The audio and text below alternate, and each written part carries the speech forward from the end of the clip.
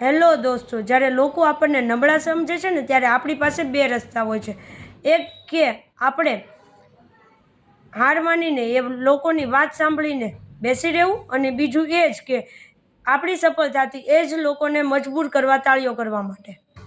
તો એવી જ એક સત્ય ઘટના હું આજે તમને કહેવા માંગીશ કે એક ઘટના છે એક ગામની, જ્યાં કાવ્યા નામની એક છોકરી રહેતી હતી. છોકરી ભણવામાં કાંઈ ખાસ હોશિયાર નહીં, અને એનામાં કાંઈ ખાસ ટેલેન્ટ પણ નહોતું. તો લોકોને એવું લાગતું કે આ તો સાવ નબળી વિદ્યાર્થી છે, નબળી છોકરી છે, જેનામાં કાંઈક ટેલેન્ટ નથી, વિશ્વાસ નથી, કોન્ફિડન્સ નથી. તો લોકો તેને સાવ હલકામાં લેતા, અને એના મમ્મી પપ્પાને પણ વારંવાર કહેતા રહેતા કે તમારી છોકરીમાં તો કાંઈ આવડત નથી, તો તમે શા માટે આની પાછળ આટલો બધો ખર્ચો કરો છો? આ તો દીકરી છે, એ તો કાલ સવારે સાસરે વહી જશે, એની પાછળ આટલો બધો ખર્ચો ના કરવાનો હોય. ત્યારે એના મમ્મી પપ્પા કશું બોલતા નહીં. આના કરતાં તો દીકરો પાછળ ખર્ચ કર્યો હોત તો સારું હતું. દીકરો તો તમારા ઘરમાં જ રહેશે અને કમાઈને પછી દેશે, અને આવી બધી વાતો કરતા.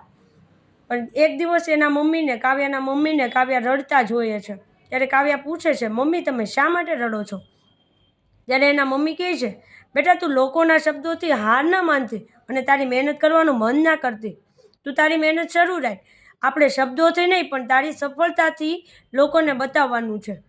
પછી એ વાતને ઘણા વર્ષો વીતી જાય છે, અને પછી ઘણા વર્ષો પછી સરકારી નોકરીનું પરિણામ આવે છે, અને ત્યારે એ પરિણામમાં ટોપ લિસ્ટમાં કોનું નામ હોય છે? કાવ્યાનું.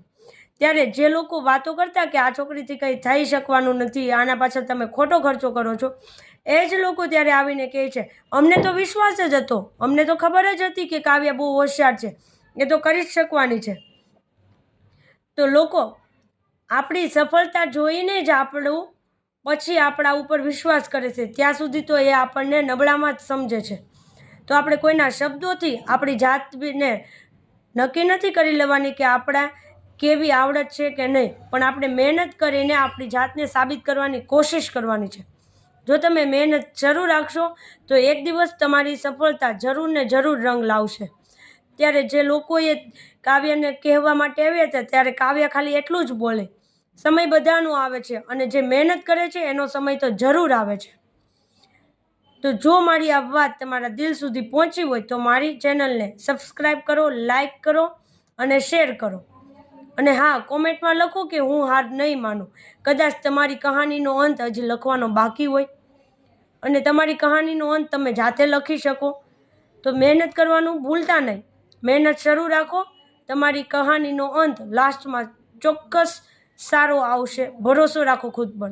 Thank you.